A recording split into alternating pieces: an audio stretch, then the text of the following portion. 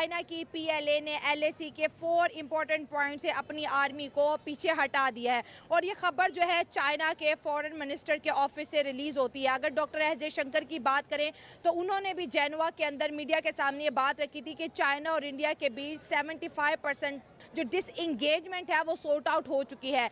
China अपनी फौजें क्यों हटा रहा है? क्योंकि अगर देखा जाए तो 20 सालों से तो ऐसा हुआ नहीं है, अब क्यों ऐसा हो रहा है? चाइना के इंडियन आर्मी से डर चुका है क्योंकि आगे मौसम चेंज हो रहा है, तो इंडियन आर्मी तो इतने कहते हैं ना हाई एल्टीट्यूड पे इजीली सर्वाइव कर जाएगी, लेकिन चाइना के बस की बात नहीं है। और अगर चाइना की बात करें तो चाइना पहले से ही खतरा जो है ना भाप लेता है। तो इस वक्त इंडियन इकोनॉमी और इंडियन आर्मी के डर से जो है चाइना ने 4 पॉइंट्स, इंतहाई इंपॉर्टेंट 4 पॉइंट छोड़ने का ऐलान कर दिया। अगर LAC के ऊपर इंडिया चाइना के ताल्लुकात बेहतर हो रहे हैं तो हम बात करेंगे LOC की। तो लाइन ऑफ कंट्रोल के ऊपर क्यों हालात बेहतर नहीं हो पा रहे? सबसे पहले चाइना को ये पता चल गया कि इंडिया पहले वाला इंडिया नहीं रहा, इसको मैं प्रेशराइज करके अपनी बात नहीं मनवा सकता। उसने लद्दाख में पंगा लिया कुछ देर पहले, अपनी फौज चढ़ाई, इंडिया ने भी फौज चढ़ा दी। 4-5 साल वहां रहा और उसको समझ लगी कि यार अब इंडिया वो वाला नहीं रहा, मच स्ट्रॉन्गर हो गया। मुझे इसके साथ एक सिविलाइजेशन के थ्रू एक अच्छा हमसाया बन के रहना होगा तो ही मैं सरवाइव करूंगा। और उसको पता चल गया कि मेरे पीछे पीछे ये आ रहा है और आने वाले दिनों में ये मुझे क्रॉस कर जाएगा, डैड से इसके साथ दोस्ती रखूंगा तो मुझे फायदा होगा, इसलिए वो डायलॉग की तरफ आ गया। ठीक है, इसका मतलब है कि भाई देखें, और साथ ही साथ देखें, ये तो आपने बात कर दी कि भाई पहले वाला इंडिया नहीं रहा। अगर मैं आपसे ढिल्लू साहब कहूँगा भाई लॉजिकल एग्जांपल दें, कैसे पावरफुल हो गया इंडिया? वहां पे तो हम सुनते हैं गुरबत बढ़िया, तो क्या कहेंगे? लॉजिकल एग्जांपल लॉजिकली दूंगा।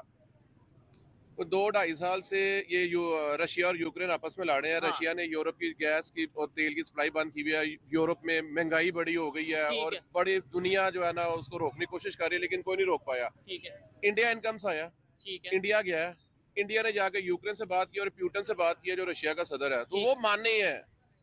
इसलिए इंडिया आगे चला गया है। उन्होंने पूरी दुनिया की नहीं मानी, पूरी नेटो कह रही है यार छाड़ दिया काम, लेकिन उन्होंने इंडिया की मानी और अब इंडिया ही उनकी जो है ना, उन्होंने कहा ठीक है जी हम पीस टॉक करते हैं और जंग खत्म करते हैं। और पिछले 5-10 दिन से इंडिया इसकी कोशिश कर रहा है, मीटिंग ऑर्गेनाइज कर रहा है इंडिया के अंदर। और अजीत डोवाल वो भी इस टाइम रशिया में है, वो इसी चीज को सारा कर रहे हैं। तो इससे बड़ी मिसाल मैं आपको क्या दूं?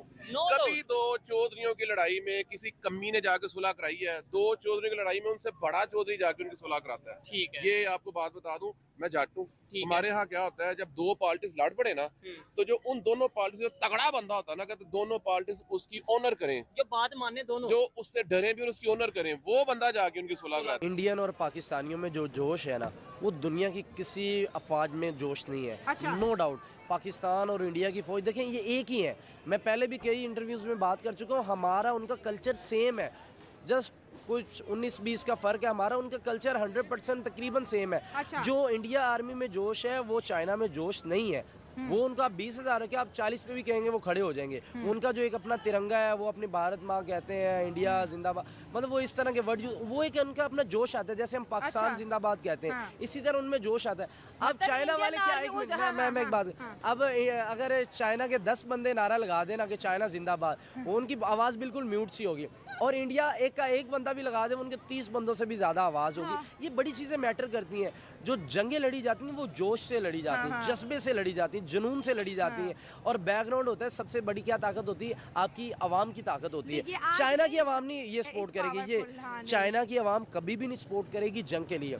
चाइनीज़ जस्ट बिजनेस के लिए अपनी हुकूमत को सपोर्ट कर सकते हैं, जंग के लिए नहीं कर सकते। मेरा नहीं ख्याल कि इस हालात में आकर एक दफ़ा इंडिया से हो गई है मिस्टेक बॉर्डर पे लास्ट ईयर, लेकिन अब नहीं वो करेगा। वो भी उनके बस कुछ और प्लान होंगे, यानी कि वो दिफा कर सकते थे, लेकिन कुछ उनकी मिसअंडरस्टैंडिंग हो जाती बड़े बड़े मुल्कों में ये चीज़ें हो जाती हैं। बॉर्डर पे अक्सर चाइना को हमने पीटते देखा इंडियन आर्मी, क्योंकि वहाँ पर फायर वगैरह नहीं ले जा सकते तो डंडों से। और जो आपने जज्बे की बात की कि इंडियन आर्मी एक दफ़ा कहेंगे भारत माता की जय तो वो बहुत लाउड होगा, जज्बा होगा, लेकिन चाइना 30 लोग भी चाइना जिंदाबाद कहेंगे तो ये जज्बे का डेफिनेटली फर्क आता है। ये देखें, मैं कहता हूँ पाकिस्तान और इंडिया अगर एक हो जाए ना, तो दुनिया की कोई ताकत भी इनसे लड़ने को तैयार नहीं होगी। अगर ये एक हो जाए, रीज़न क्या आता है? हमारे जो अब कारोबार आ चुके हैं, जो हमारे बिजनेस आ चुके हैं, उनमें इंटरेस्ट इतना बढ़ गया है ना हमारा, अब हम एक दूसरे की सोच नहीं रहे। मैं यहाँ पर हमारे और इंडिया के दरमियान पे कश्मीर का मसला है। हम छोटे हैं, अगर हम देखें 4 जंगें लड़ चुके हैं, पता भी चल रहा है कि भाई कोई कुछ हासिल नहीं है, नुकसान आज हम भुगत रहे हैं। तो ये सब कुछ होने के बाद भी कश्मीर का मसला सॉर्ट आउट करने की कोशिश नहीं कर रहे। इंडिया के साथ ट्रेड बंद की हुई है। अगर इंडिया के साथ आज ट्रेड शुरू कर दें, जो आटा हम 200 रुपए केजी खाते हैं वही हमें तकरीबन 30, 35, 50 रुपए केजी मिले, और जो गाड़ियां यहाँ पर हम 25 लाख 30 लाख की लेते हैं वही गाड़ी 5-6 लाख रुपए की मिले।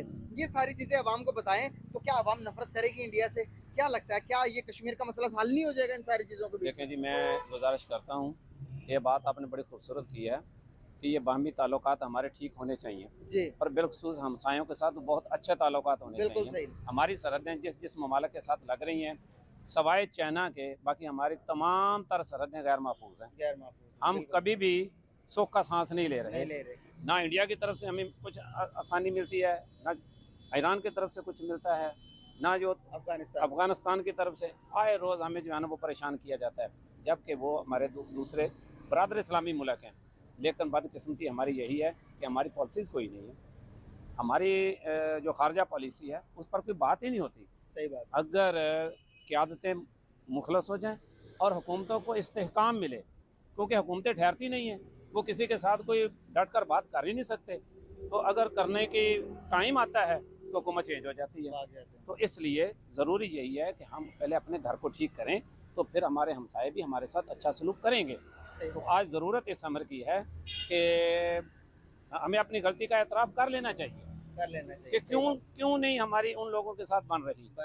बनाने के लिए कुछ शराइत हमारी माननी पड़ेंगी, कुछ उनकी मान लें, कुछ मान कर जो है इस अवाम का और गरीब अवाम का भला ज़रूर सोचें और इसके मतलब जो है वो बात ज़रूर करनी चाहिए, ताकि देयर इज़ ए कंप्लीट जो डिसएंगेजमेंट हो सके बाकी इलाकों के अंदर। अब नेशनल सिक्योरिटी एडवाइज़र जो है भारत के, अजीत डोभाल साहब, वो कह रहे हैं जी कि बॉर्डर के ऊपर अमन है, ठीक है जी, और एलएसी के ऊपर लाइन ऑफ एक्चुअल कंट्रोल जो है उसके ऊपर नॉर्मलसी है, किसी किस्म का कोई प्रॉब्लम नहीं है, ठीक है जी। और दोनों साइड्स एग्री हो गए हैं कि जो एग्रीमेंट्स, प्रोटोकॉल्स और अंडरस्टैंडिंग है, दोनों गवर्नमेंट्स जो पहुंच गई हैं, that is something which is good. आपको पता है this is the first time, ये पहली दफा ऐसा हो रहा है कि ये डिसएंगेजमेंट का जो प्रोसेस है ये मुकम्मल हुआ या किसी कंक्लूजन पे पहुंचा है सिंस 2020, जब इंडिया चाइना बॉर्डर के ऊपर हालात खराब हुए और हम हर रोज सुनते थे मिलिट्री टॉक्स हो रही हैं, मिलिट्री डिप्लोमेसी, ठीक है जी।